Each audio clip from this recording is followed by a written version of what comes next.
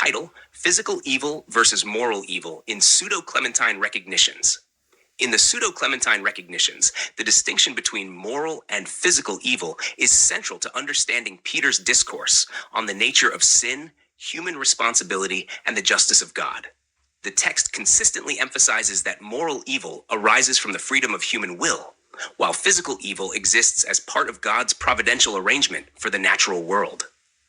This distinction is crucial for reconciling the existence of suffering and the apparent success of the wicked with the goodness of God. In these chapters, moral evil is presented as a product of ignorance and willful choice, while physical evil is treated as a necessary aspect of created existence, not as a flaw in the Creator. Peter begins the discussion on evil by addressing Simon's flawed approach to questioning the origin of evil. In chapter 16, Peter responds to Simon, open quote, "If you truly wish to learn, then first learn this, how unskillfully you have framed your question. For you say, since God has created all things, whence is evil? But before you ask this, three sorts of questions should have had the precedence. First, whether there be evil. Secondly, what evil is. Thirdly, to whom it is and whence." Close quote. Simon replies dismissively, claiming knowledge and attempting to trap Peter, but Peter corrects him. Open quote. "You say that all confess the existence of evil, which is verily false. For, first of all, the whole Hebrew nation deny its existence." Close quote. The commentary notes clarify that in Jewish theology, the supernatural existence of the devil is denied. Even Satan is not a fallen angel. The serpent in Genesis is symbolic of human impulses, particularly the impulses of Adam and Eve, reflecting the allegorical interpretation found in Philo of Alexandria. This aligns with the Pseudo-Clementine position that moral evil originates in human will and ignorance, not as a result of an external supernatural agent. Peter further elaborates in chapter 17, explaining that Simon's question about evil lacked precision. Open quote, "We do not propose to speak of this now, but only to state the fact that the existence of evil is not universally admitted. But the second question that you should have asked is, what is evil? A substance, an accident, or an act, and many other things of the same sort." Close quote. Here, Peter is establishing the need for careful categorization. Moral evil, as a consequence of human action, must be distinguished from the structural or physical evils inherent in the natural world. Chapter 18 emphasizes the method of inquiry. Open quote. "If indeed, as wishing to learn, I have something to teach you first, that coming by consequence and the right order of doctrine, you may understand from yourself what evil is. But if you ask merely for the sake of raising a question and disputing, let each of us first set forth his opinion, and so let the matter be debated." Close quote. Peter insists that the study of evil requires order, reflection, and acknowledgement of human responsibility, pointing toward a moral dimension rooted in choice. Chapter 19 extends this theme by highlighting the role of intention and desire for truth in understanding evil. Open quote. "But in addition to all this, all these people stand here constrained by the love of God and by a desire to know the truth, and therefore all these are to be regarded as one, by reason of their affection being one and the same towards the truth. Through the mercy of God, that he will give the palm of victory to him who preaches the truth, that he may make manifest to them the herald of truth." Close quote. Here, moral comprehension is linked to freedom and intention, underscoring the human responsibility to discern good from evil. Peter proceeds to define moral evil in terms of human freedom. In chapter 21, he asserts, open quote, "You admit then that something is in the power of the will. Only confess this, if it is so, and let us inquire, as you say, concerning God." Close quote. Simon initially resists, claiming that all is predetermined by fate. Peter counters in chapter 22, stressing the absurdity of denying human responsibility. Open quote, "See, my brethren, into what absurdities Simon has fallen, who before my coming was teaching that men have it in their power to be wise and to do what they will. But now, driven into a corner by the force of my arguments, he denies that man has any power either of perceiving or of acting. Miserable also will those be who laboriously keep righteousness, but blessed those who, living in pleasure, exercise tyranny, living in luxury and wickedness." Close quote. The text underscores the necessity of free will as the foundation of moral responsibility. Human beings are accountable for their actions, and moral evil results from the misuse of this freedom. Chapter 23 clarifies the origin of evil and introduces the idea that physical evil, unlike moral evil, is not rooted in human choice. Open quote. The power of choice is the sense of the soul, possessing a quality by which it can be inclined towards what acts it wills, if what God wishes to be is, and what he does not wish to be is not. Close quote.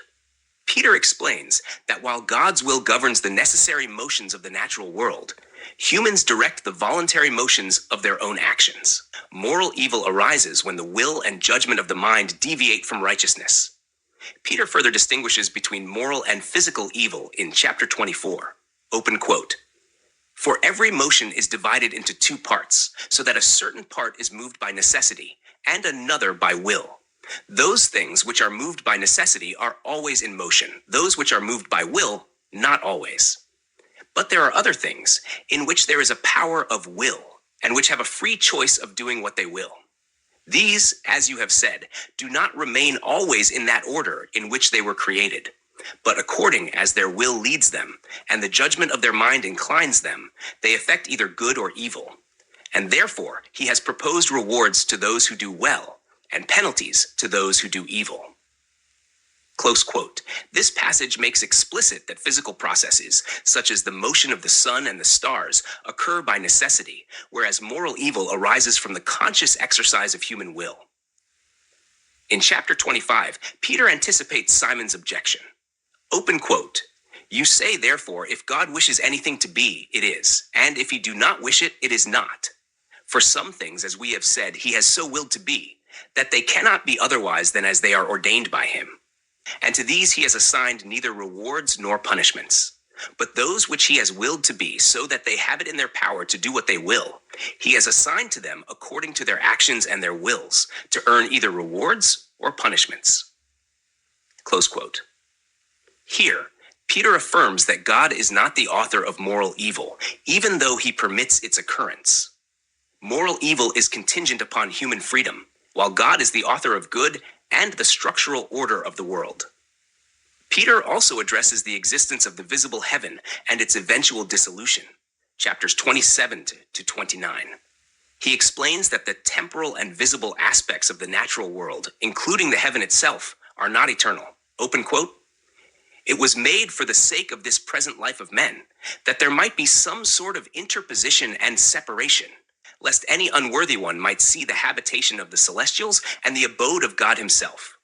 But now, that is in the time of the conflict. It has pleased him that those things be invisible, which are destined as a reward to the conquerors. Close quote. The dissolution of visible heaven illustrates that physical evil or temporality is compatible with divine goodness. God creates transient structures for a purpose, even if they appear flawed or corruptible to human eyes. Peter repeatedly links ignorance to moral evil. In chapter 4, he asserts, open quote, from all these things, therefore it is concluded that all evil springs from ignorance, and ignorance herself, the mother of all evils, is sprung from carelessness and sloth. Thus, therefore, are those also who do not know what is true, yet hold some appearance of knowledge, and do many evil things as if they were good, and hasten destruction as if it were to salvation. Close quote. This point resonates with Plato's statement in the Gospel of Philip, also quoted in Pseudo-Clementine Recognitions, chapter 8. Open quote. Ignorance will be found to be the mother of almost all evils. Close quote. Moral evil, then, is not a product of physical forces, but arises from lack of knowledge and improper exercise of human will. Peter addresses the apparent success of the wicked in this life. Chapter 40. Open quote. Some men who are blasphemers against God and who spend their whole life in injustice and pleasure die in their own bed and obtain honorable burial, while others who worship God and maintain their life frugally with all honesty and sobriety die in deserted places for their observance of righteousness. Where, then, is the justice of God if there be no immortal soul to suffer punishment in the future for impious deeds or enjoy rewards for piety and rectitude? Close quote. This demonstrates the need for a moral framework that transcends physical circumstances. Moral justice is ultimately linked to accountability in the life to come, which is contingent on the immortal soul's capacity to experience reward or punishment. Peter explicitly contrasts the nature of moral and physical evil in chapter 52. Open quote. God, who is one and true, has resolved to prepare good and faithful friends for his first begotten. But knowing that none can be good unless they have in their power that perception by which they may become good, has given to every one the power of his own will, that he may be what he wishes to be. And again, foreseeing that that power of will would make some choose good things and others evil, so that the human race would necessarily be divided into two classes. He has permitted each class to choose both a place and a king, whom they would. Close quote. God's providence ensures that the human exercise of will produces moral diversity, but all physical elements, including disease, decay, and death, fall under divine necessity. These are not moral evils, nor are they punishments. They are part of the natural order, which Peter treats as under the sovereignty of God. In chapters 53 to 54, Peter emphasizes the importance of self-love and the pursuit of the heavenly kingdom. Open quote.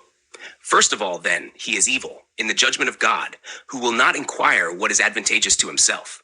For how can anyone love another, if he does not love himself? Yet he has brought the report of it under various names and opinions, through successive generations, to the hearing of all, so that whosoever should be lovers of good, hearing it, might inquire and discover what is profitable and salutary to them. Close quote. Open quote. It behooves, therefore, the good to love that way above all things, that is, above riches, glory, rest, parents, relatives, friends, and everything in the world. For whether they be parents, they die, or relatives, they do not continue, or friends, they change. But God alone is eternal and abides unchangeable. Close quote. Here, moral evil is intimately tied to neglecting the self's proper orientation toward God and the heavenly reward, whereas physical evil does not impinge upon moral responsibility, but provides context for the exercise of virtue. Peter concludes the discussion on moral and physical evil in chapters 59 and 36, emphasizing the role of discernment and the power of choice. Open quote. For as I was beginning to say, God has appointed for this world certain pairs, and he who comes first of the pairs is of evil, he who comes second of good. He who is of the evil one, the signs that he works do good to no one, but those which the good man works are profitable to men. Close quote. Open quote. Whoever hears an orderly statement of the truth cannot by any means gainsay it, but knows that what is spoken is true, provided he also willingly submit to the rules of life. But those who, when they hear, are unwilling to betake themselves to good works, are prevented by the desire of doing evil from acquiescing in those things which they judge to be right. Close quote. Finally, Peter warns against the deception of false teachers, echoing the allegorical use of the serpent, chapter 42. Open quote. Armed with the cunning of the old serpent, you stand forth to deceive souls, and therefore, as the serpent you wished to introduce many gods. But now, being confuted in that, you assert that there is no God at all. I shall speak, therefore, but not as compelled by you, for I know how I should speak, and you will be the only one who wants not so much persuasion as admonition on this subject. Close quote. In summary, the Pseudo-Clementine Recognitions draw a clear distinction between moral and physical evil. Moral evil is the consequence of human ignorance and misuse of free will, whereas physical evil, such as the transience of the natural world, is permitted and structured by God's providence for the ultimate good. There is no need for a supernatural devil in Jewish theology to account for moral failings. Rather, human impulses, left ungoverned by reason and knowledge, suffice. The text aligns moral evil with Plato's identification of ignorance as the root of wrongdoing and parallels the Gospel of Philip in emphasizing the transformative potential of knowledge and the moral responsibility of the soul. Physical evil, on the other hand, is a necessary condition of a world governed by divine law and is never morally culpable. Through these chapters, the Pseudo-Clementine Recognitions offer a coherent framework in which human choice, divine justice, and the structure of the natural world coexist without attributing moral fault to the Creator.